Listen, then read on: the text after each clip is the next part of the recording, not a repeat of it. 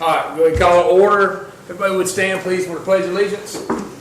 I pledge allegiance to the flag of the United States of America and to the republic for which it stands, one nation, under God, indivisible, with liberty and justice for all. All right, have a seat. Roll call, I guess, Mrs. Coney. Mayor Frazier. Here.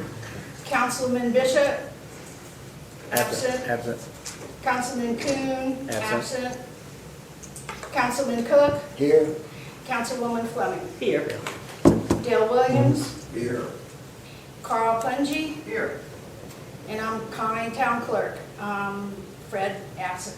Coberline Laughlin absent. Is he by telephone? Do you know?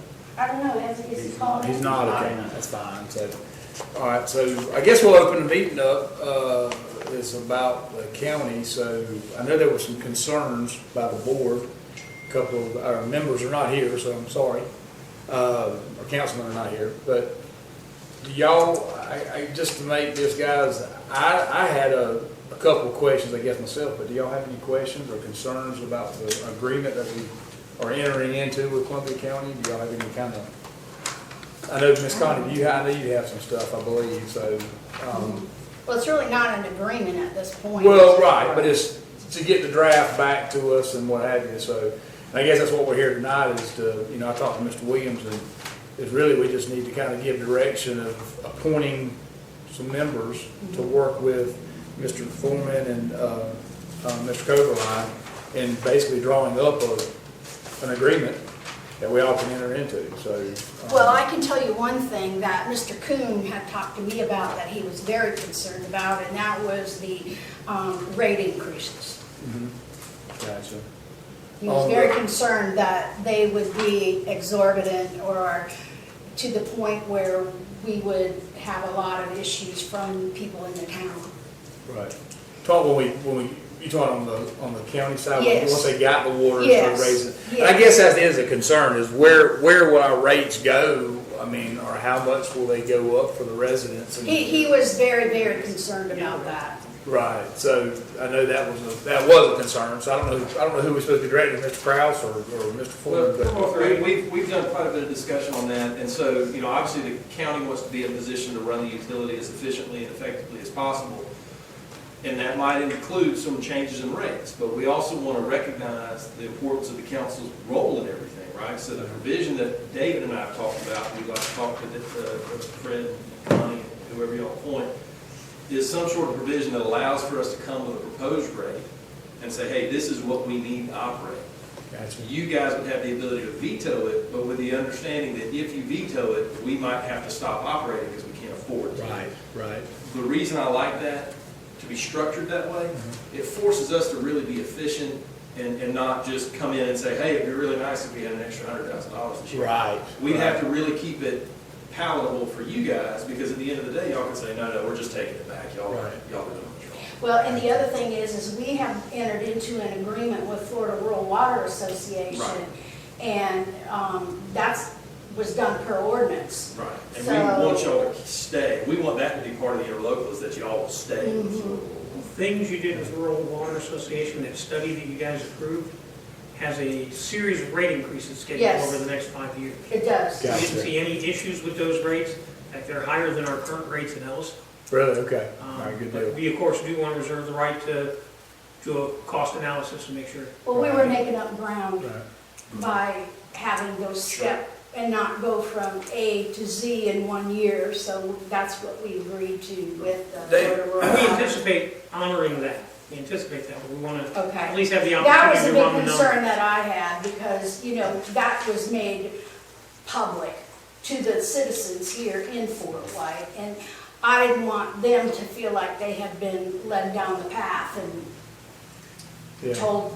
Well, this- rates here in Fort White never changed for years. It was, when we basically come in office, we started doing rate analysis and studies on it, and it hadn't been changed, I think, 15 plus years or something.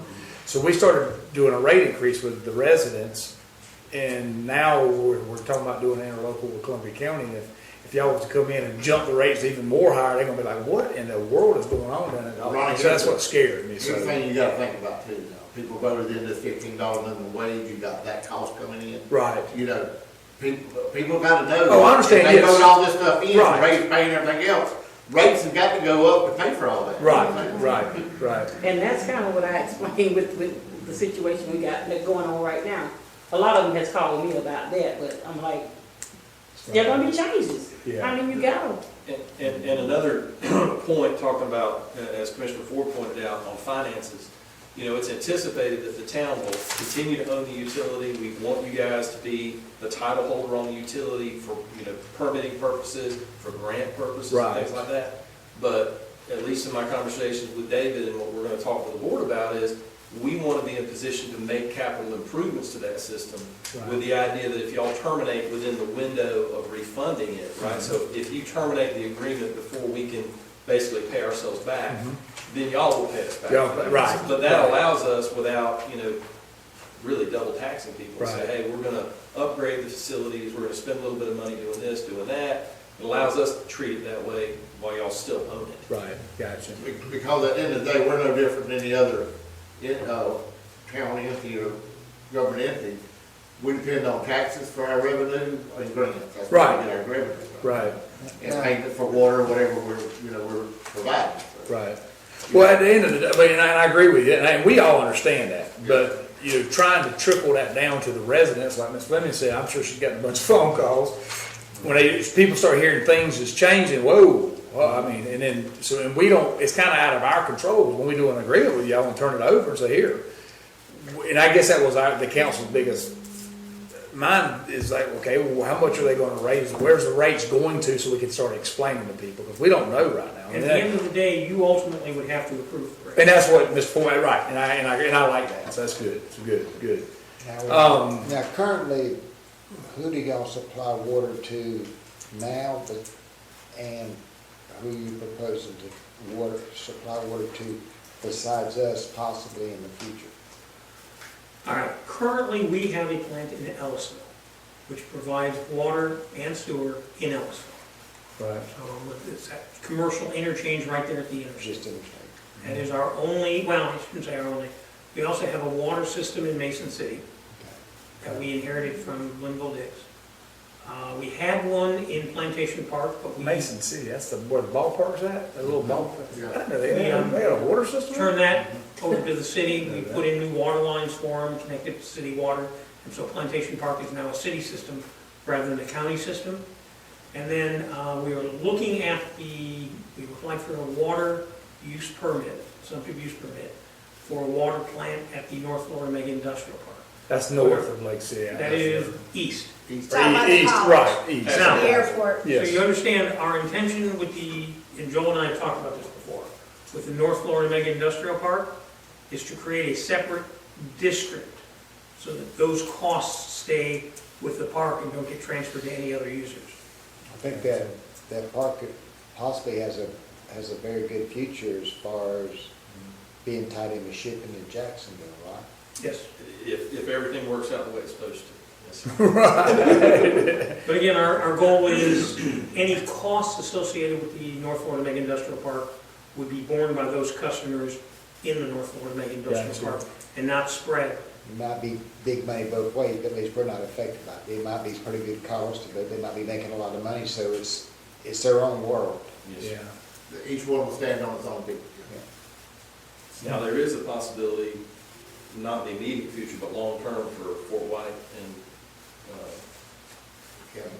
Ellisville. to hook up, right? Yes. Yes. So there might be some co-service there, and then trying to pick up customers in between the two. you know. That's where we're coming down with the line coming down Yeah. to here. Well, that's what I was gonna ask, is your intent to do two proposals and have one to re-drill a well on the property that Swanee River gave us and have water coming out of there, or hook it to Ellisville and run Ellisville down here?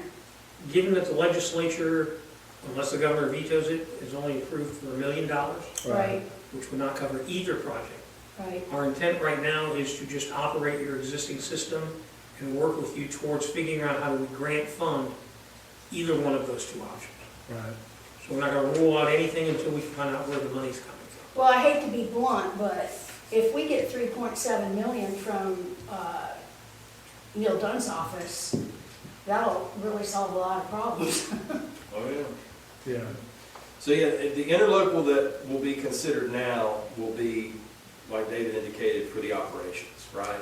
But with the idea that we're partnered under that interlocal, so that anytime we see an opportunity or you see an opportunity to fund improvements to the utility, or, hey guys, it makes a lot of sense to hook up Ellisville and Fort White, because you guys still retain ownership of the utility, this council would have to approve those kind of changes, right? So the interlocal allows us to operate as your partner, but any of those big substantial changes like Ms. Brashean's talking about, you guys would have to approve those. Okay, so we're not coming in to be autonomous and just take over control and tell y'all to hit the bricks. It's the opposite. We're always gonna have to come back for big things. Yeah. We're working with the town, we're not. Right. We're working. Well, that brings up a whole nother side of it, in that we have a guy that's been working with Vern a lot, and with Todd from Twofold Water Engineering Company. And I have him signed up to attend a class in Tallahassee next week. And at the end of it, he will be ready to take his distribution license test. Now, the reason that I went ahead and did that is because if this, as you well know, Vern's out on medical leave. We don't know when he's coming back. Right now, Jeremiah is doing the flushing, the backwashing, and things like that. And we didn't know how long this was going to take to come to be. And so we've got to have somebody that can do that and know, and once he gets that distribution license, he can install meters and lines and everything like that. He won't be a certified operator. Twofold or somebody else or y'all would have to still do that. But the other side of that is he would be available to respond to emergencies, because Robert's up in Ellisville. Robert's got his hands full in Ellisville, and if Ellisville has an emergency and we have an emergency at the same time, we can't be sitting down for 4 and 5 hours waiting for, somebody to go back and forth. One of the things that we had talked about, and again, this is the subject of probably more specific negotiations, but was a guaranteed amount of money that would come back to the town for the first however many years of operation. And part of the reason that was being contemplated is somebody like Jeremiah or whoever you guys decide, we would like to stay on Fort White's payroll at least for those first 12 months during the transition period. And then that might be somebody that we bring on county staff. Right. But that allows for the overlap. So, Connie was not expected to know every single thing about the water utility, and we don't expect you guys to shut everything down on the day the interlocals assign. Well, they only have that class like once a year, so that's why I went ahead Well, no. and jumped on it and It makes said. a lot of Good thing you sense. did. Yeah, because you want operational continuity so that your customers don't experience a loss of service. And the other thing we Well, don't, and two, what if Robert's out sick? Mm-hmm. I just felt like it was gonna be Well, the behoove other all thing- of us to have a backup. the other thing we as the county don't know is of his time, how much is utility versus other things the county may have to do. Not Right, the county, I mean, the town may have him doing, so we're assuming you have him do things other than just utilities, and probably would still want him to continue to do things. Well, I think the guy she's talking about is on contract. Jeremy. no, Well, twofold. Oh, twofold, yeah. Well, twofold, yeah, they're your comment, I'm talking about, They're the Jeremiah. operator, they're the operator of record, but if we go into with y'all, we could cut twofold loose. Robert could be the operator of record, and that would save us $1,800 a month right there. And I think that's what we're gonna have to do. We're gonna have to create That's the efficiency. main thing. That way Jeremiah will What we be need to do is trained make though, our and points he on can help Robert. He And could Jeremiah be works a for great help to us. Robert. and He you works can for determine us. how much of Jeremiah's time is utility versus how Right. much of Jeremiah's time is other things the town needs him to do. Right. Yep. Well, I right know- now, he's spending a lot of time at the. Ms. Connie, I know Mr. Cook's got a couple concerns, and what we, guys, listen, the way this thing looks like it's gonna play out is that we need to appoint somebody, like maybe you, and you're here all the time anyway, and maybe even Mr. Williams' backup, to work with Mr. Foreman and Mr. Coberline to come up with this agreement. And now, we can sit here and talk all night about these questions, but the final thing's gonna be is the ending result of the paper, where it comes back to the council. So do you want Mr. Cook to talk about the questions, the concerns tonight, or do we wanna just go Sure, to? as long as we're here, why not? Okay, so I mean, I'm, Okay, one of the things I had was what she brought up there, and that, another thing. One thing is, I thought about, asking, was like, in this negotiation, if we go forward with this, it might take 6 months, it might take a year, I don't know how long it's gonna take to fine tune this thing. One question I got to y'all, we're looking at a backhoe that's kind of wore out. And then we're also thinking about replacing that. But if we're gonna go with y'all to maintain the water, we might not buy a backhoe, we might buy a grapple truck. Now, in this negotiation time, we're gonna be, I hate to go buy a $50,000 backhoe. In the negotiation time, would the county be able to back us up with a backhoe rather than us go buy one? If we had emergency, I know the county's got low boys and ways to move a backhoe down in an emergency situation. Would they be able to help us get a backhoe rather than us buy one up front now and then 6 months from now is something we don't need? Is that a possibility? I'm just asking. So That's a concern. I hate to go buy a backhoe. We keep a backhoe 90% of the time, right here at the ball. Yeah. We had this conversation this morning with Kevin Clint's Kirby. got one over there, right? Yeah. Here's the thing. Go ahead. You got a backhoe. We are actually, I mean, we had this conversation this morning. The water contract that y'all are looking at now, trying to design with Peeler, they need some land clearing done on the contract to try to make up for some overage on the pipe. We were down here this morning looking at that. I'm gonna bring it before the board Thursday night for us to do that clearing for y'all, so we can go ahead and move forward with this contract. But at the same time, we was talking about this, the county's in the water and sewer business now. We have Robert, we have one other guy. Me and Kevin and David, and we're gonna have a workshop on this, but we're gonna be forming a crew, a utility department with a small 4 or 5 man crew. So at that point, we're gonna have, and we hope to have this formed relatively quick, but at that time, we'll have something, if emergency comes up, where we can move it back down here, or mini excavator or something. Even if we hadn't finished the proposal yet. So part of our plans that we talked about today is as we move into next year's budget, we budget for certain pieces of equipment. He didn't say it was a backhoe, what did he call A mini excavator. it? Mini excavator. And That then we would would house that would it benefit in the water Fort White, department the most. and thus we'd be able to use it both for our recreation crews as well as for the utility crews. Gotcha. So we can get use out of this equipment, not just have it sit around. And your specific concern, Councilman Cook, is, if the negotiations should take a long time, what do we do with the mill? Well, the land clearing is a perfect example, right? We know we have a good faith agreement, we're gonna be doing this, there's really no question. There's a need in Fort White, the county can address that need as long as, it falls within the scope of what we're gonna do. What Commissioner Ford's talking about is exactly the process. Hey, we need some land cleared for a loop.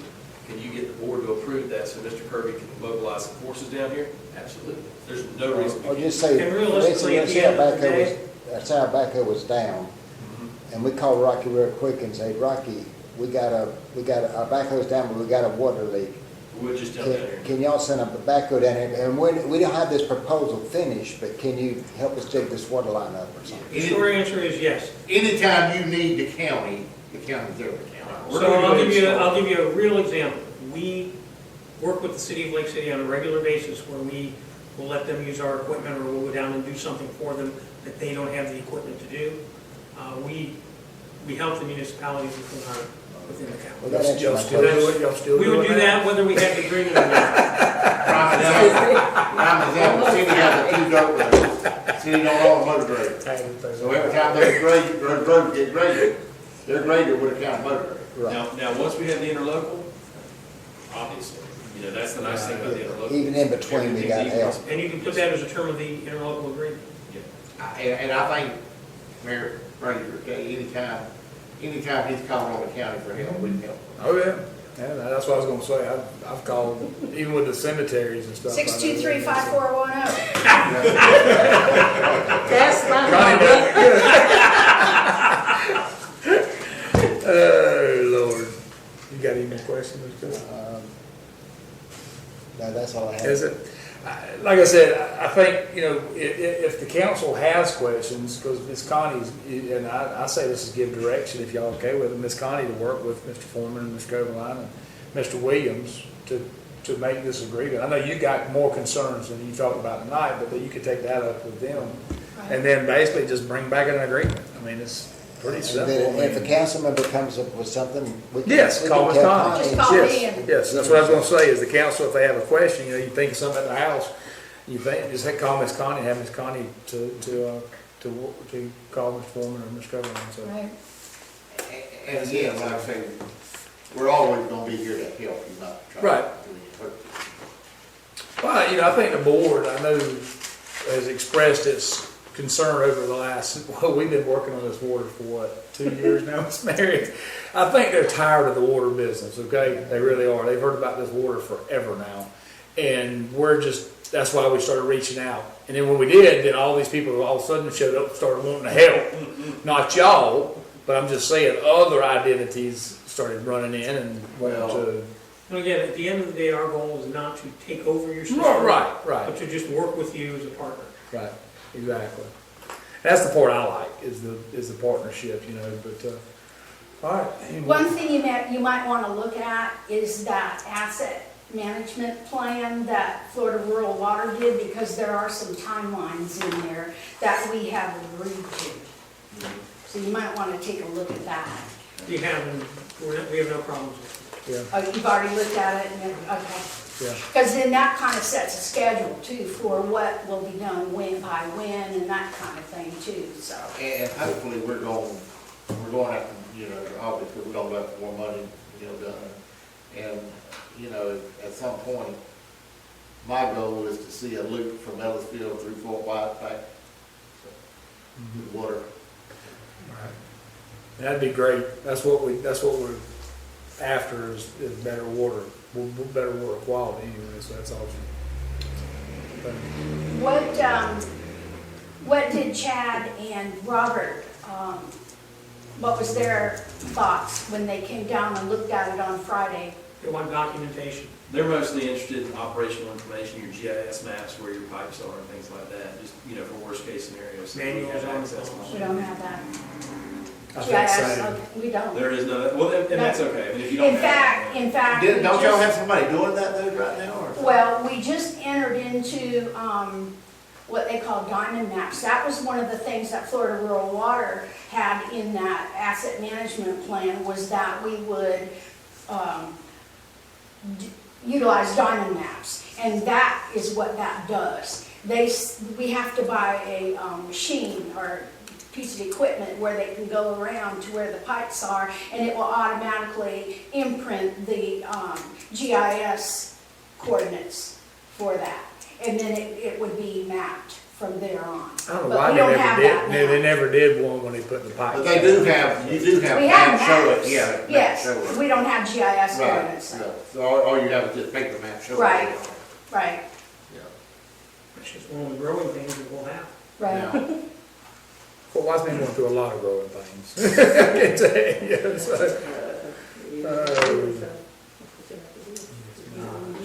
yes.